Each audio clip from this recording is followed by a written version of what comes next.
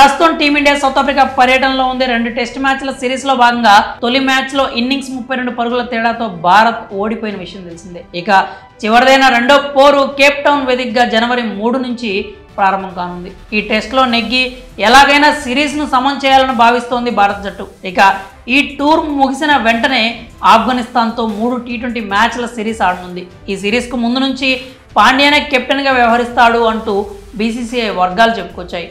అయితే తాజాగా అందుతున్న సమాచారం ప్రకారం హార్దిక్ పాండ్యా గాయం నుంచి ఇంకా కోలుకోలేదని తెలుస్తోంది. దీంతో రోహిత్ శర్మనే ఆఫ్ఘన్ టీ20 సిరీస్కు కెప్టెన్గా ఉండమని బీసీసీఐ కోరిందట. హార్దిక్ పాండ్యా గాయం కారణంగా ప్రస్తుతం విశ్రాంతి తీసుకుంటున్న విషయం తెలిసిందే.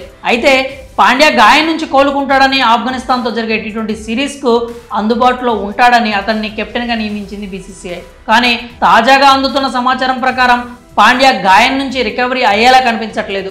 దీంతో ఆఫ్ఘనిస్తాన్తో జరిగే పొట్టి సిరీస్కు రోహిత్ శర్మనే కెప్టెన్గా వ్యవహరించాలని కోరిందట. దానికి హిట్ మ్యాన్ కూడా అంగీకరించాడని తెలుస్తోంది. కాగా వచ్చే టీ20 వరల్డ్ కప్ కూడా రోహిత్ శర్మనే సారథిగా కొనసాగించాలని బీసీసీఐ భావిస్తోందట.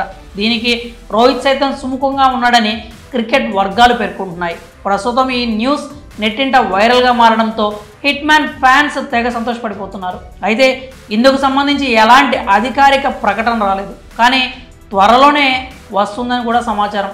ఇదిలా ఉండగా కేప్ టౌన్ వేదికగా జరగనున్న రెండో టెస్ట్ కోసం టీమిండియా కఠోర సాధన చేసింది. ఈ మ్యాచ్లో ఎలాగైనా గెలిచి సిరీస్ను సమం చేయాలని భావిస్తోంది.